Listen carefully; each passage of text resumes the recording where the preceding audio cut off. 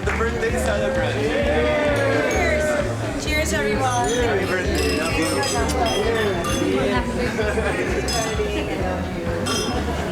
Happy birthday! Salamat sa pagpunta. Siyempre, basta para kay tita, bro. Parang second mother ko na rin. Yes. Saka siya yung sumasunod sa atin pag natatravel tayo dati. Tama. Siyempre, tol. Who's that girl? She's so pretty, ah. Siya si Ate Trixie. Ex ni Kuya. Yeah. My Trixie! You look amazing! You look so ethereal. Thank you. Happiest birthday! Ako naman, hindi na kailangan. Oh my. Oh, grabe. This is immaculate. You have such good taste. Maraming salamat. Thank you talaga. Tita, blessed pa yan from Vatican. Tignan niyo to! Grabe! Blessed sa Vatican to! Diba? Is this seat taken? Wala pa naman natin.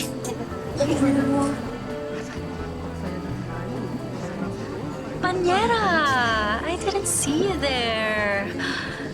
Oh my God, I love your bun. It's giving bake shop. Balita ko, kaladad ka na daw nagtatrabaho. Oh yeah! Na-impress sa akin si Tito eh. He even gave me a generous offer. Alam mo, kahit hindi kami nagkatuluyan ni Marco, clearly, I did something right.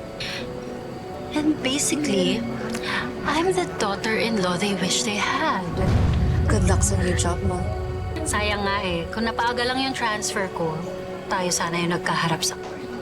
Anyways, talk to you soon, attorney. Panganiban. What? It's Attorney Vanessa Panganiban. Kasal na kami ni Marco.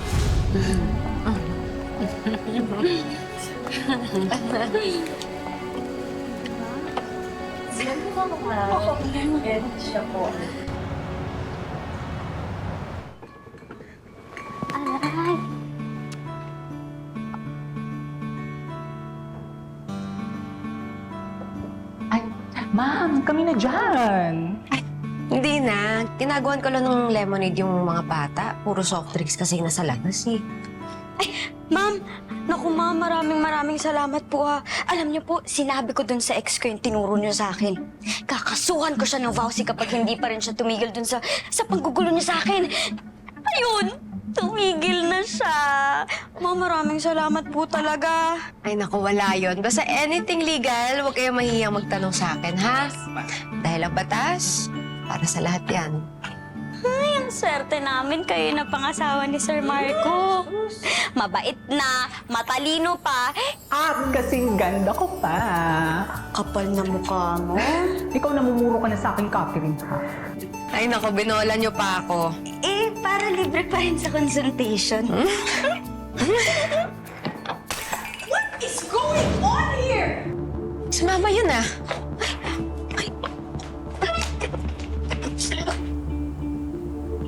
Ma! Ano nangyari? Eh?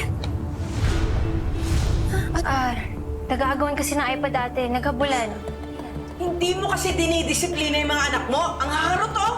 Ma, ako na po humingi ng pasensya. Ako na po bahala sa mga bata. Mga anak, Luigi, Mikay, ano sasabihin? Sorry po, Lola. Sorry po, Lola. Sige po, iuwi ko na po sila. Sige na mga anak. Careful, okay? Basa kasi ang gugulo eh. Tama na. Okay na. Calm down. Sige na, anak. Palibasa, lahing kriminal. Ma! Hindi ba nga ba? Scammer yung tatay niya? Kaya nga nakulong eh. So embarrassing. Okay, Angel. Kain ka na. Paborito mo ba to? Oo. Ate, oh.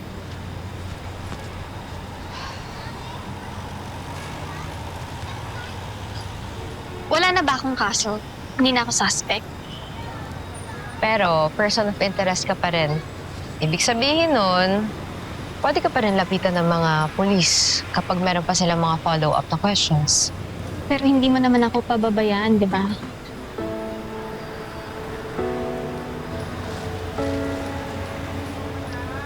Here, calling card ko yan. Kung kailangan mo ng tulong, pwede mo naman ako tawagan anytime. Kung kailan nakala ko mag-isa na naman ako tsaka ka dumating. Salamat ate ha. Okay lang ba kung ate yung tawag ko sa'yo?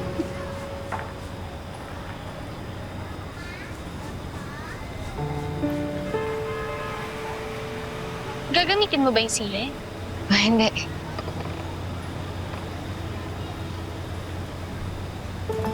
Nahilig kasi ako sa maanghang. Alam mo yung parang impyerno, yung ganong level. Weird ba? Hindi. Alam mo, actually, may kilala akong mahilig sa maanghang. Si Papa.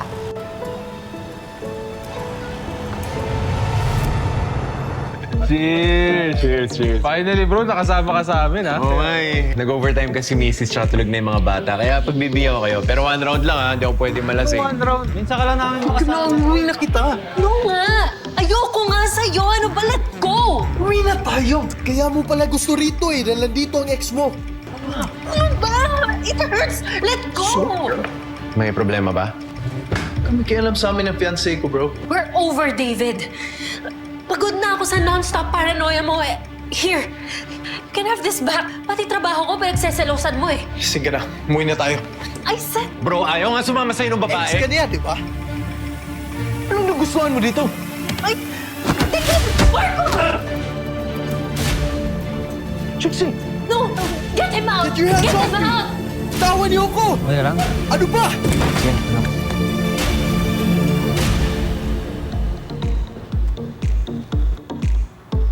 Trixie, are you okay? Thanks for saving me. Kung hindi mo ginawa yan, hindi ko alam kung ano nang ginawa ng boyfriend. I mean, ex-boyfriend ko sa akin. Paano ka, we? Hatid na lang kita kung gusto mo para safe ka. Sure.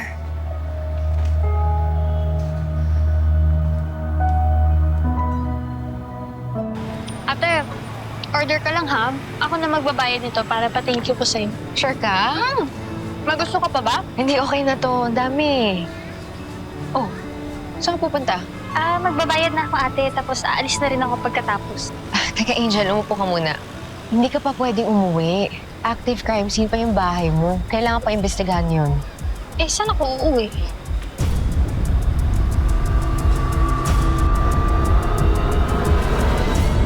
You want anything?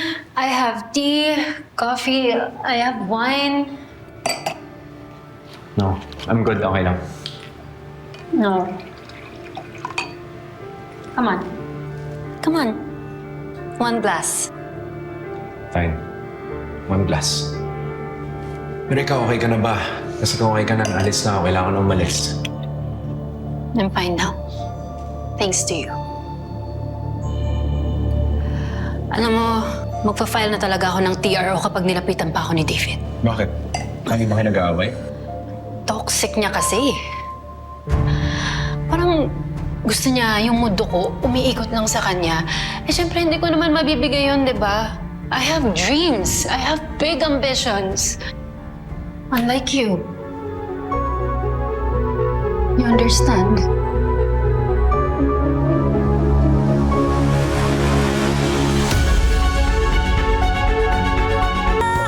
Trixie, sandali lang. Can you stop? Marco, alam kong gusto mo rin to, di ba? Trixie, ano ba? Anong mali ka nang iniisip? Niligtas lang kita because you were in trouble. Yun lang yun. No, Marco, we were a great couple. And I think we still are. Di ba nung high school tayo, everyone was rooting for us. Trixie, noon yun. Yung mga sinasabi mo noon yun. Matagal nang tapos. At isa pa may asawa na ako. Mahal ko si Vanessa, Trixie. At hindi ko siya kayang ipagpalit. Kahit kanino. Kahit sa'yo.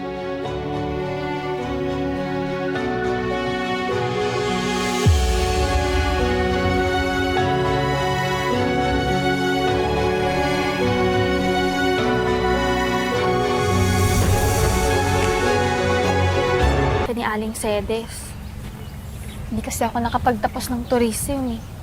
Tsaka lagi niya rin sinasabihan si Lucas na hiwalayan niya ako. Alam mo, mahirap talagang kunin ang loob ng nanay ng partner mo. Tignan mo ko. Kasal na, pero palagi pa rin ang pinag-iinitan ng biyanan ko. Naging mabuti naman ako kay Lucas eh. Kahit minsan na sinasaktan niya ako. Sinasaktan ka ng boyfriend mo. Minsan lang naman ate, kapag natatalo siya sa sugal. Pero nagsasorry din naman yun agad. Angel, normal ang magkatampuhan. Pero never magiging acceptable ang pananakit. Dapat pala hindi ko na sinabi sa'yo. Baka mamaya kung ano pa isipin mo kay Lucas. Kalimutan mo na yun ate. Basta okay si Lucas. Minahal niya ako. Mahal ko siya. Yun ang mahalaga. Uwi na nga tayo. Angel! Angel, ano ba?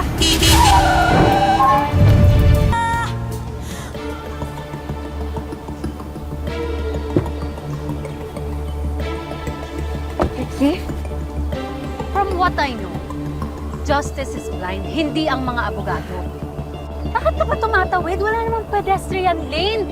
Paano ka naging lawyer? Tatanga-tanga ka? Nakasakit ka pa rin. The least you could have done is say sorry. Whatever. Hindi ka talaga magsasorry.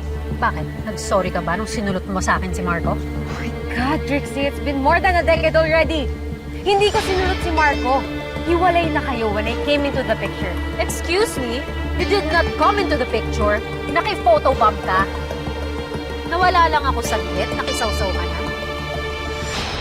Tita, hello po. Hi, tita. Hello Hi. po. Hello, Iho. Kamusta po? Oh, kakausapin ko lang yung anak ko, ha? Ma, Hi. what a surprise.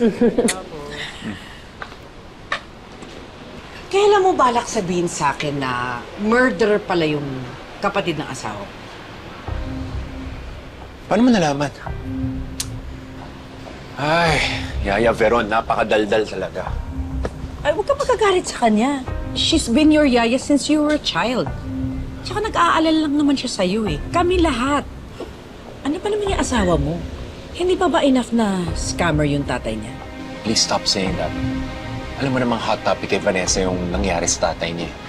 Bakit siya magagalit? Eh, totoo naman, di ba? Scammer yung tatay niya, tapos yung kapatid naman niya, murderer naman daw. Yeah, pero hindi pa proven yun. Person of interest lang si Angel. Inosente daw siya, sabi ni Vanessa. Nadamay lang kasi apparently boyfriend niya yung biktima. Anak, 90% of murder victims, kilala nila ang killer nila. Kaya mag-iingat ka. Tsaka hindi ka lang mga agaw eh. Traidor ka rin. Kung alam ko lang na ikaw yung tatawid, sana hindi na ako kumreno. Nabawasan pa sana ng salot ang mundo.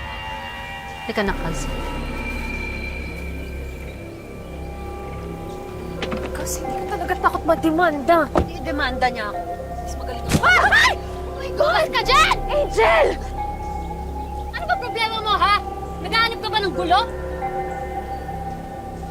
Angel, ano ba? Unang patulan, tara na! Baliwata, tara na! Hindi ka! Lumabas ka dyan! Kaz! Lumabas ka dyan! Baliwata, tara na! Lumabas? Angel, tama na! Angel! Tama na, Sabs! ka dyan! Baliwata na! Oh my God! Tama na! Ano ba? Pwede ka makasira o makasakit ng ibang tao or worse, ipakulong ka! Mainit na nga yung mga pulis sa'yo dahil sa nangyari sa kalipin mo eh! Ano ba? Mag-isip ka naman! Ate, pinagtanggol lang naman kita eh! Hindi ko hinihingi na ipagtanggol mo ako, kaya kong sarili ko! At kaya ko yung tricks niya, wala nang paki sa kanya, okay? Kung sa'yo okay yun, sa akin hindi. Ayokong binabastos ka, ate. Pinagtanggol mo nga ako kay Aling Sedes eh. Natuwa nga ako eh. Kasi ganun pala yung may pamilya. Yung ipaglalaban ka. Kaya kung may nanakit sa'yo, ipagtatanggol din kita. Kasi kapatid kita.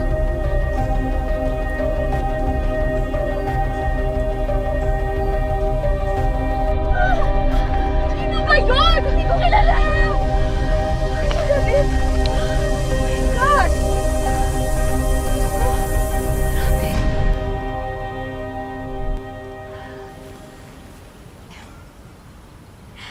Pa si Angel.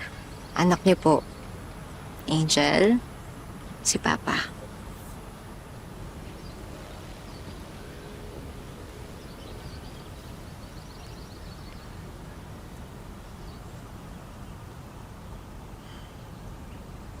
Tay, kung nasan ka man, umuwi ka na dito.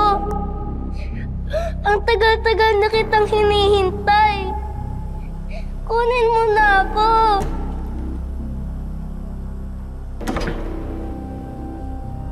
Ano yan? Ano yan? Obvious na obvious sa mukha mo. Ano to? Akin na! Ano to?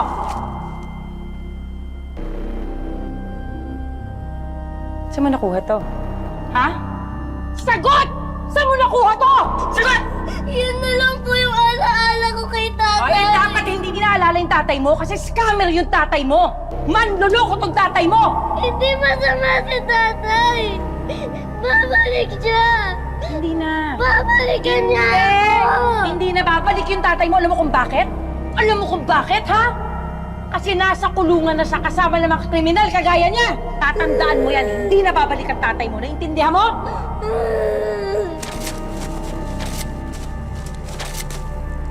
Papakain ko sa'yo yan sa susunod, ha? Pag nangialam ka na naman. Peste. Tay, pasensya na po kung ngayon lang po ako dumalaw sa inyo. Sana noon pa man, alam ko na kung saan kayo bibisitahin. Alam niyo po ba, tuwing birthday ko, tuwing bagong taon, tuwing Pasko, kahit anong okasyon na kasama ang buong pamilya, lagi ko po kayong naiisip. Yung mga ibang bata, lumaki sila nakasama nila yung tatay nila.